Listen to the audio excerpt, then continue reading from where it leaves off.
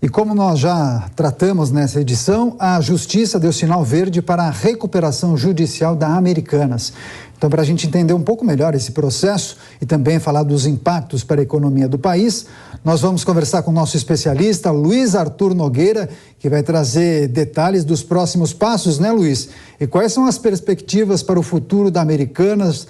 Já dá para traçar um cenário com demissões? É importante a gente lembrar de outros cases, né? Livraria Saraiva, por exemplo, não conseguiu se reerguer, já a Latam, a companhia aérea, entrou nesse processo, mas se recuperou, né?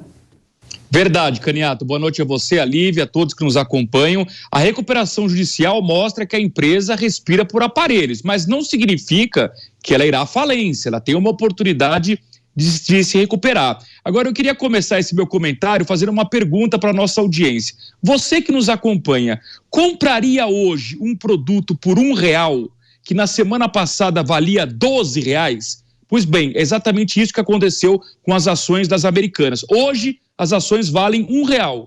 Há uma semana antes do escândalo valia exatamente R$12, o que representa uma queda de quase 92% em apenas uma semana. É fruto dessa tragédia contábil que aconteceu na empresa, esses 20 bilhões de reais, muito suspeitos, que precisam ser investigados, que podem ser frutos de uma fraude, e hoje a empresa entrou com essa recuperação judicial para tentar sobreviver. Porque o que estava acontecendo? Os credores da empresa, que são principalmente os bancos, começaram a entrar na justiça para bloquear o caixa da empresa. E se a empresa tem o caixa bloqueado, ela não consegue pagar funcionário, não consegue pagar fornecedor, portanto, ela literalmente quebra. Ela para de fazer a sua atividade, que no caso é o varejo. Então, a justiça considerou que era prudente conceder em tempo recorde essa recuperação judicial para dar uma chance da empresa sobreviver e dar a volta por cima, renegociar todas as suas dívidas, que somam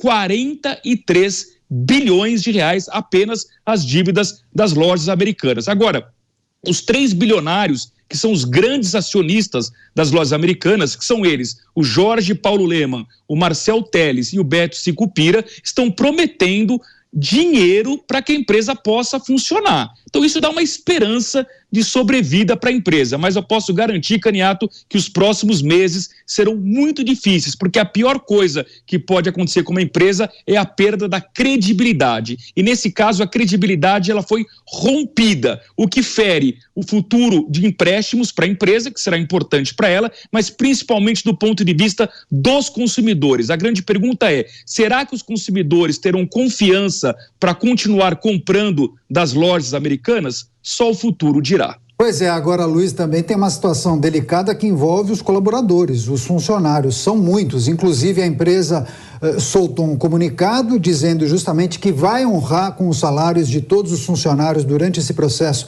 de recuperação judicial, mas em um outro momento, esse comunicado diz o seguinte: em processos como esse, é comum que haja reestruturação. Vários especialistas entendem que tem aí embutida a informação de demissão. Como ficam esses funcionários no dia a dia? É uma situação extremamente delicada, né?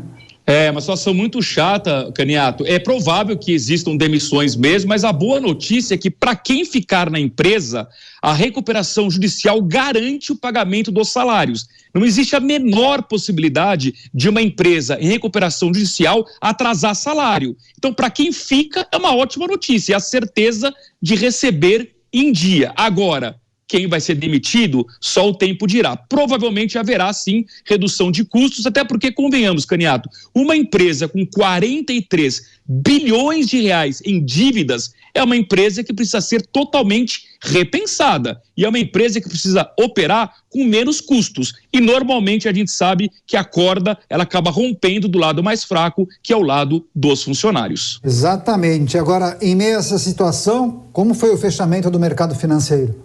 Olha, surpreendentemente positivo, quer dizer, num dia ruim para as lojas americanas, que caíram hoje, só hoje, 43%, diz em uma semana quase 92%, apenas hoje 42%, num dia em que as bolsas americanas e europeias também caíram, a nossa bolsa, a bolsa brasileira, sobreviveu. O índice Bovespa subiu 0,62% aos 112.922 pontos. E há uma explicação para essa alta, porque ontem pegou muito mal a declaração do presidente Lula contra o Banco Central Independente, dizendo que era uma grande bobagem ter aprovado essa questão da independência do Banco Central. Isso assustou o mercado financeiro hoje, no começo do pregão, mas ao longo do dia, o ministro Alexandre Padilha veio a público dizer que não há a menor chance de o governo Lula tentar acabar com a independência do Banco Central. Isso trouxe um alívio e gerou, portanto, essa alta do índice Bovespa. Já no câmbio, não teve como salvar o dia, o dólar subiu um pouquinho, 0,23%, vendido a R$ 5,17. Pois é, Luiz, mas a gente inclusive vai tratar dessa questão que envolve a independência do Banco Central nesta edição do Jornal Jovem Pan.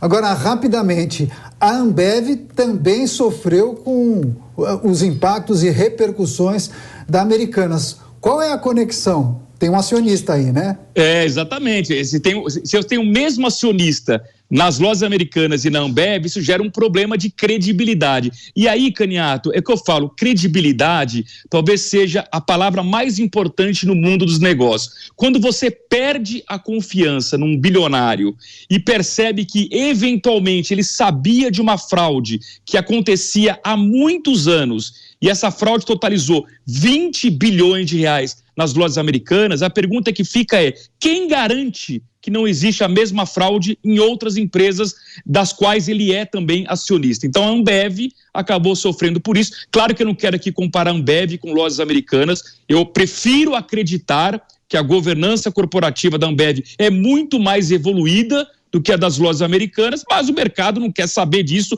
Na dúvida, o pessoal vende mesmo as ações e quando a onda vendedora é muito forte, o preço cai na Bolsa de Valores. Perfeito. Luiz Arthur Nogueira, muitas informações relevantes. Você que gosta do Luiz, é só acompanhar aqui a programação da Jovem Pan News. Boa noite, até a próxima, Luiz. Boa noite a todos.